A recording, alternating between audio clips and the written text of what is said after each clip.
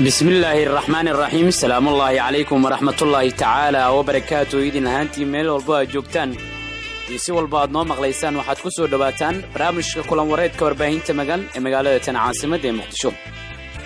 waa maalin Arbacada taariikhduna ay ku beegan tahay 29 bisha Luulyo sanadka 2020. qodobada aad ku maqlay doontaan barnaamijkeena hadduu ee baraali ka noqdo maanta waxa qayb ka noqonaya maamulka Puntland oo xabsiga dhigay askar dad shacab ah rasaasiyay. maxaa ka soo baxay kulankii gudoonka golaha shacabka iyo madasha xisbiyada qaran. sidoo kale barnaamijkeena waxaan idinkugu soo gudbin doonaa waxaan farayaa ciidamada Puntland meel kasta ay joogaan wixii bulshadan cadow ku ah goobta ku aragtaan ku toog. Saciid Cabdullaahi Dani madaxweynaha maamulka Puntland oo amray in la toogto cid kasta oo ka soo horjeeda maamul goboleedkiisa. sidoo kale barnaamijka waxaan idinkugu soo gudbin doonaa baarlamaanka Puntland oo kulan uga socda iyo wasiir su'aalo lagu weydiinayo ayaan barnaamijka ku maqli doontaan. qodobada dibadda ee barnaamijka aad ku maqli doontaan waxaa qayb ka noqonaya Mareykanka oo qirtay in dad rayid ah ku dilay duqeyn ka dhacday Soomaaliya iyo Itoobiya oo Masar uga digtay saldhig military oo ay ka samaysato maamulka Somaliland. magan radio magan waxay tahay dhammaan mujtamaca Soomaaliyeed. waa hagaag aynu ku bilaawno barnaamijkeena. taliska ciidamada booliska qaybta gobolka Nugaal ayaa waxa ay maanta xabsiga dhigeen 2 askari oo loo haysto inay rasaasiyeen haween u badan ganacsato oo banaanbax ka dhigayay magaalada Garowe xarunta gobolka Nugaal. askartan ayaa waxaa la sheegay in xilli shalay ganacsatada yaryar xilli ay banaanbax ka dhigayeen barxadda magaalada Garowe ay rasaasiyeen, waxayna rasaastaasi ku dhaawacmay 3 ruux oo mid ka mid ah uu dhaawaca u geeriyooday. ganacsatada banaanbaxa dhigayay ee la rasaasiyay ayaa waxa ay ka caawinayeen lacag ay sheegeen in ay ku soo kordhisay wasaaradda ganacsiga dowlad goboleedka Puntland, waxaana weli jirin cid ka jawaabtay cabashadooda. saraakiil ka tirsan ciidamada Puntland ayaa waxa ay sheegeen in ay aad uga xun yihiin in dhibaato loo geysto shacabka, waxaana ay sheegeen in tilaabo cad ka qaadi doonaan cid kasta oo ku xadgudubto dadka shacabka ahi.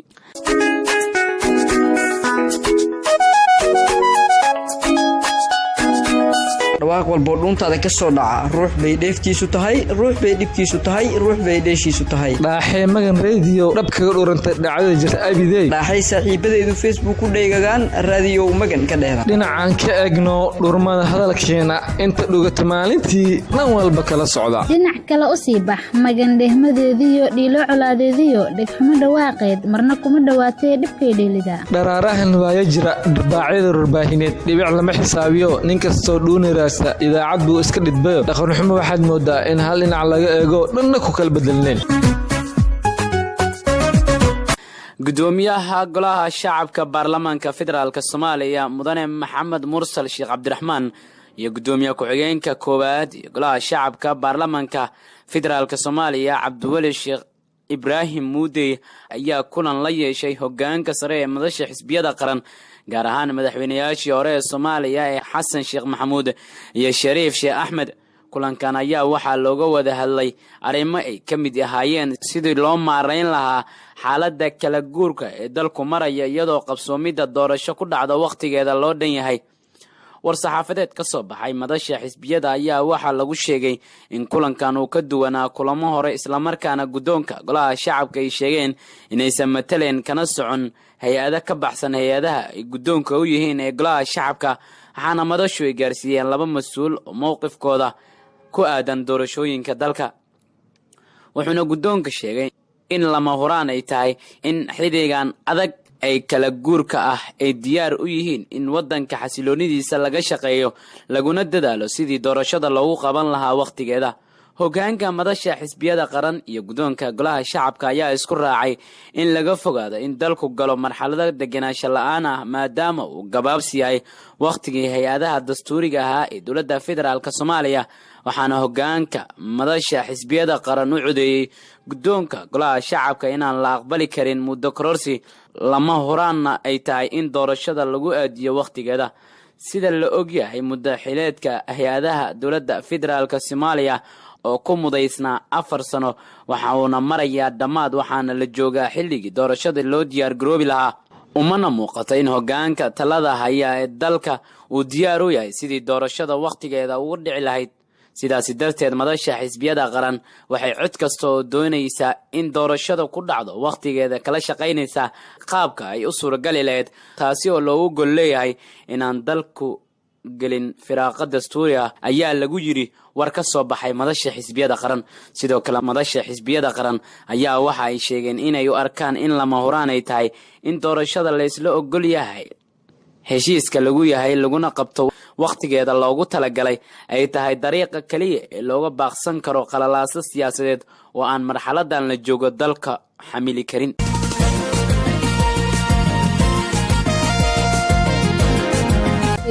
ogeysiis ma tahay qof jecel inuu noqdo saxafi ka dhex muuqda bulshadiisa ma doonaysa amiinada saxaafadda inaad khibrad ka korasato mise jeclaan lahayd inaad wax badan ka fahanto barashada iyo aqoonta ku duugan miinada saxaafadda inta aan soo sheegnay iyo in la mid ah haddaba waxaa kuula diyaara macadka tababarka cilmiga saxaafadda ee Magan Trade Center Journalism waxyaabaha macadka Magan Trade Center Journalism aad ku baran doontaan waxaa ka mid ah asalaha saxaafadda halka ay ka timid iyo waxa lagu qeexo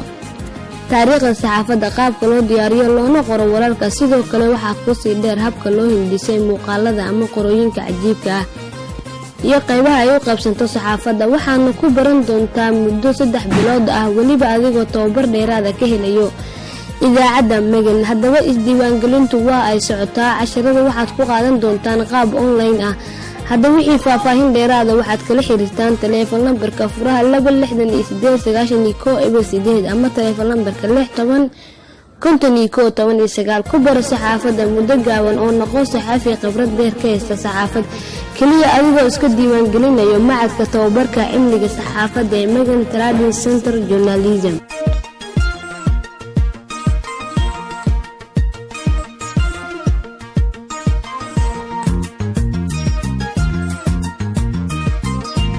madaxweynaha dowlad goboleedka Puntland Saciid Cabdullaahi Dani ayaa sheegay in marnaba aysan ogolaan doonin in deegaanada maamulka Puntland laga dhex sameeyo qalalaase iyo waxyaabo keeni kara amni darro waxa uu sheegay in Saciid Cabdullaahi Dani in cid alla cidii diidan nabadda iyo in tilaabo ay ka qaadi doonaan waxaana uu amray ciidamada dowlad goboleedka Puntland inay toogtaan cid kasta oo ka soo horjeeda maamulka Puntland isla markaana aysan maxkamad la sugin madaxweyne Dani oo sii hadlaya ayaa sheegay in cadowga Puntland uu waji fara badan leeyahay hase yeeshee uu rajeynayo in cid kasta oo hubaysan uu ku jiro faldambiyeed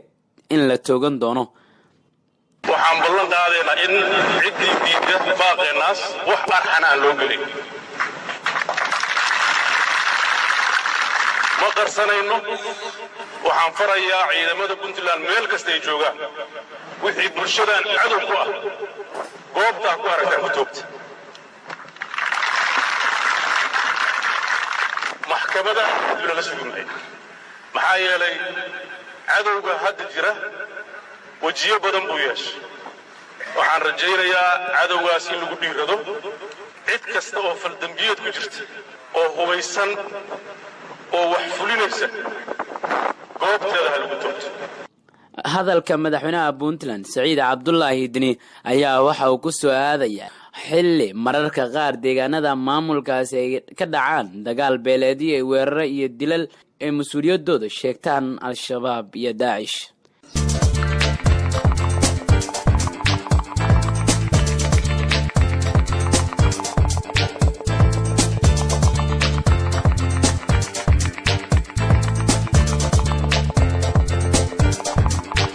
xigmad xurmaysan iyo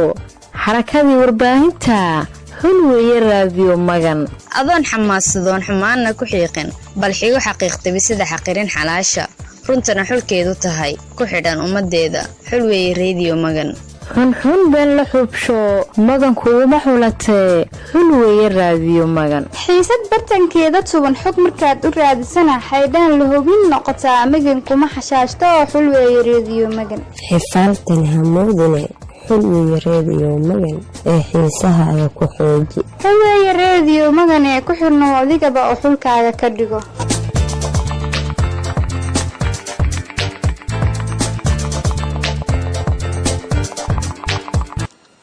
xildhibaanada baarlamaanka dowlad goboleedka Puntland ayaa waxaa magaalada Garowe gaar ahaan xaruntooda uga socda kulankii 28aad kalfadhigii 46aad ee golaha baarlamaanka.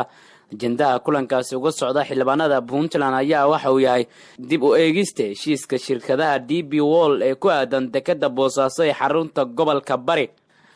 sidoo kale xildhibaanada ayaa u yeeray wasiirka wasaaradda dekadaha iyo gaadiidka boostada Puntland Maxamed Cabdi Cismaan Majino isagoo haatan goobjoog ka ah kulanka xildhibaanada sidoo kalena wax laga weydiinayo heshiiska DP World.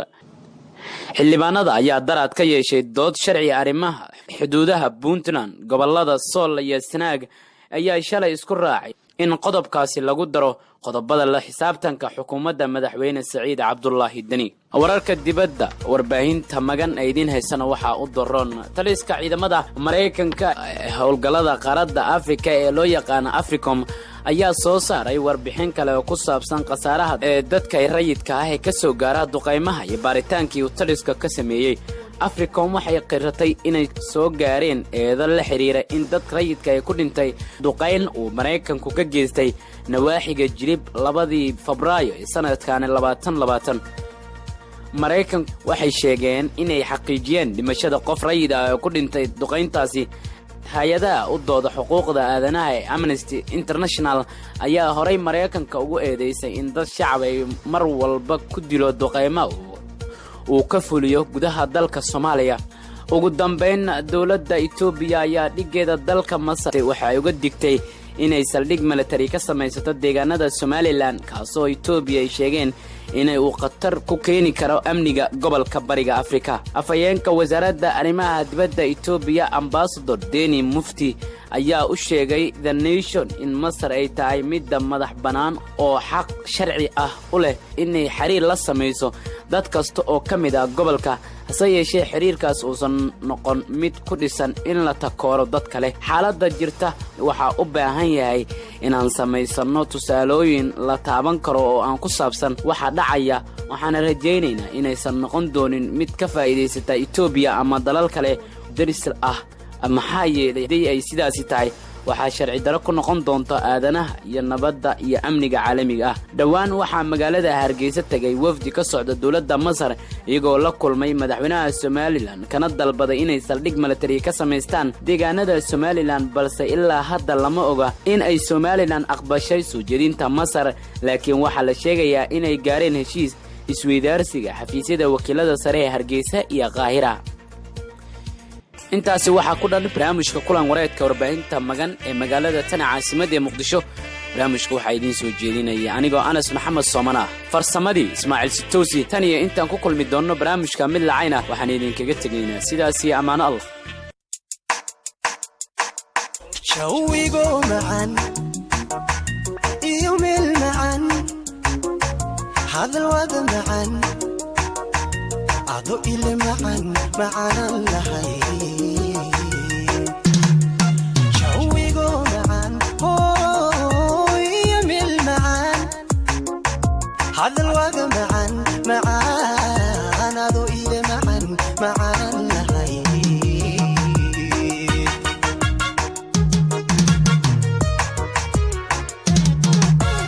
inaad tahay macan wax kasto macan mid kasii macan macan wanuhuba waxaad tahay macan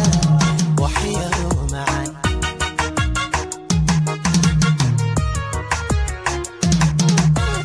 inaad tahay macan wax kasto macan mid kasii macan macan wanuhuba waxaad tahay macan waxyalo macan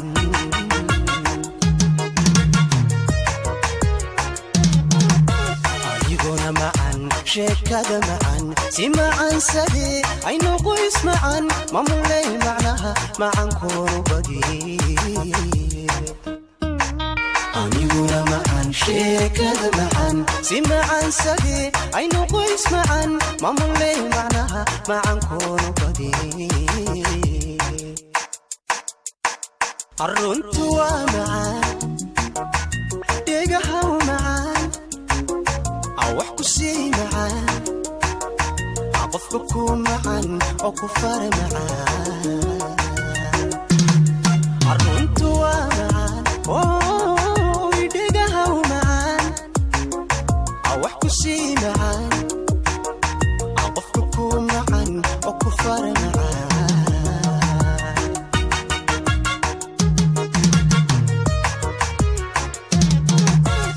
qof la rabo macaan qofku rabo macaan naftu waa macaan noloshuna macaan mar haddii macaan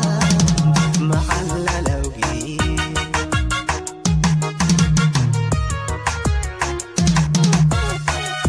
rabo معان قفكو رabo معان نفتو معان نولشونا معان مرحدي معان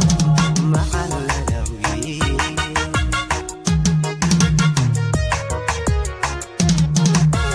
عيبونا معان شكذا معان سي معان سدي عينو قيس معان مامولي معناها معان كونو بدي aniguna macaan sheekada macaan si macaan sadi aynu qoys macaan mamuley macnaha macaan koonu badi